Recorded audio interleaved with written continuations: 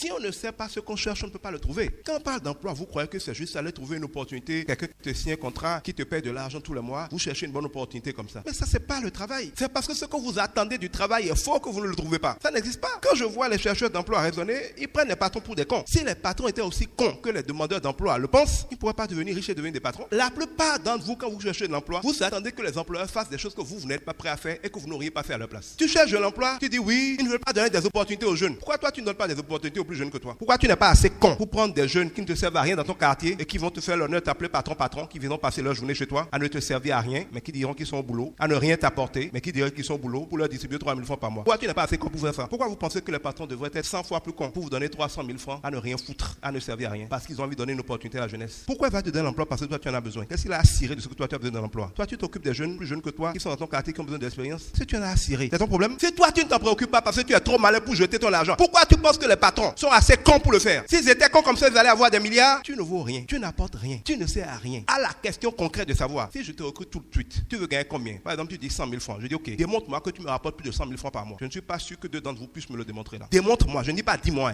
démontre-moi, donne-moi la preuve, hors de tout doute, que tu peux me rapporter plus que ce que je vais te payer. Chacun a la valeur qu'il vaut. Les candidats à l'emploi, les chercheurs d'emploi sont comme dans un rêve où ils imaginent que les employeurs sont des cons. Aucun de vous ne sait concrètement qu'est-ce qu'il vaut. Aucun de vous ne se demande jamais, le gars qui va me recruter là, si ce n'est pas un con, qu'est-ce qu'il gagne à me recruter? Vous pensez qu'on recrute quelqu'un parce qu'on est gentil ou parce qu'on a envie d'avoir des employés? Vous êtes égoïste. Vous n'aimez pas votre prochain ni les patrons comme vous-même. Pire, vous les prenez pour des cons. Et vous pensez que par pitié pour vous, c'est quand la dernière fois que toi tu as donné l'argent à quelqu'un dans ton quartier par pitié, mieux tu vas lui donner un contrat pour tous les mois, que toi tu aies de quoi manger ou pas, tu te débrouilles pour lui donner de l'argent parce que tu as pitié de lui. Oui, ils ne veulent pas donner d'opportunités à la jeunesse. Donne des opportunités aux enfants dans ton quartier, si c'est si simple que ça. Quelle femme prend une domestique, s'engage à lui payer 20 000 francs par mois sans s'assurer qu'elle va lui faire quelque chose qui dépasse 20 000 francs? Dès qu'elle a l'impression que le deal là n'est pas en train de vivre la domestique. Le contrat de travail n'est pas un contrat de pitié, c'est pas un contrat d'amitié, c'est pas un contrat de faveur, c'est un contrat d'intérêt, c'est un contrat gagnant-gagnant, c'est un contrat commercial. Pour que